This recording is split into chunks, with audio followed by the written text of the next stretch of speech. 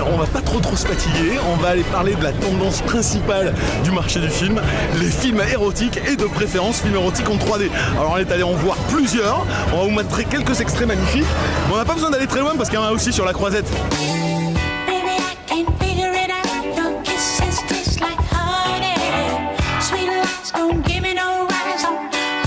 Vas-y Yannick, on t'aime, on est là. Allez Yannick, allez vas-y. Allez. Vas-y Yannick. Vas-y Yannick. Sexy pillage. Mais elle est hallucinante cette affiche quand même. Olivier Gourbet, Michel Blanc, Zabou Breitman, The Minister avec une meuf à poil qui est en train de rentrer dans la tête d'un crocodile. Hein? Il n'aurait pas marqué l'exercice de l'état dessous qu'on penserait que c'est une série Z. Allez.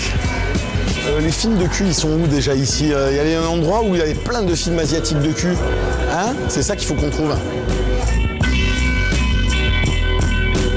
Alors ça c'est génial, ça c'est le truc typiquement de Jap, tu sais, ils aiment bien voir des écoleurs en train de jouer au volleyball.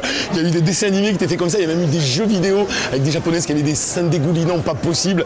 Et là visiblement ils en ont fait un film quoi. Ça s'appelle Beach Spike et t'as des petites japonaises avec des gros seins qui font du volley. Ça c'est de la balle. Ah c'était génial le ralenti avec sur le pectoral du mec. Eh ben dis donc, des bimbos et des bagnoles. Les années passent, mais il y a des choses qui ne changent pas.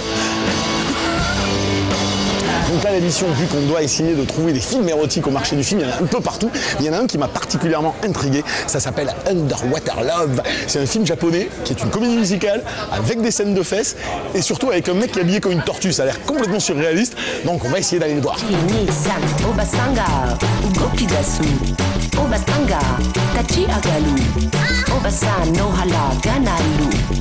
Obasan, Obasan, Obasan, Obasan, Obasan. Ouais, alors là on vient de voir Underwater Love de Shinji Imaoka, qui est alors typiquement le genre de petit film du marché qui est destiné au territoire nippon, que vous verrez sans doute jamais en France, sauf si vous le procurez en DVD, et qui est une excellente surprise en fait, parce que on est allé voir ce film en pensant que c'était un film purement érotique, donc il allait y avoir des scènes chaudes et sexy, et en fait c'est une espèce de conte mythologique qui est à la fois une comédie musicale, qui est un gros délire. Ça a été tourné en 5 jours, c'est éclairé par Christopher Doyle quand même, qui est le chef-op de Wong Kar-wai, et c'est un film complètement hallucinant, qui est une espèce de trio amoureux avec un mec qui est censé être un kappa, donc une créature mythologique au Japon, et qui est affublé d'une espèce de carapace de tortue sur le dos, d'un bec de canard devant la tête, et qui va se fucker des filles dans une espèce d'usine à poissons au fin fond du Japon.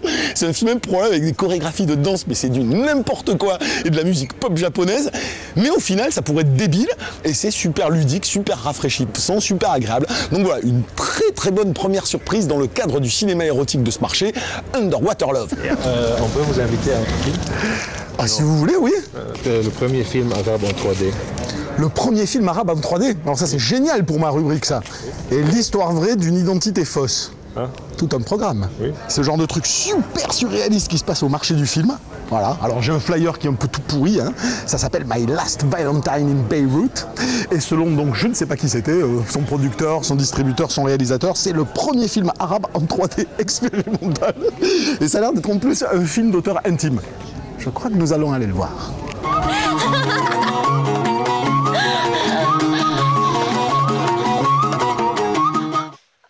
You virgin? اسمي مش مهم وأنا بشتغل شرموطة.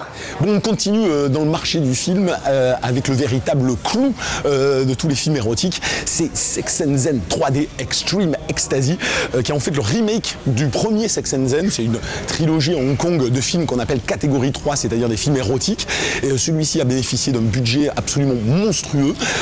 C'est le plus gros succès à Hong Kong depuis très longtemps. Il a battu Avatar pendant sa première semaine d'exploitation. On a réussi à avoir des invites, donc on va aller voir le film. On vous laisse regarder la bande-annonce.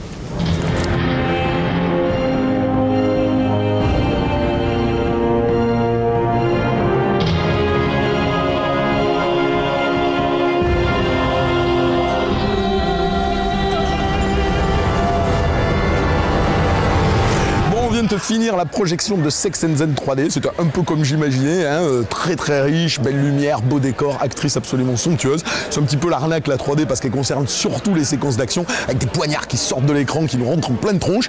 Il y a quand même un ou deux petits passages plutôt sexy avec les scènes des jambes de demoiselles qui gigotent comme ça en 3D. Rien que pour ça, il faut avoir vu le film. En tout cas, ça me fait dire qu'ici, au marché du film, c'est pas les derniers pour la déconne. D'ailleurs, je vais en profiter pour aller boire un petit coup.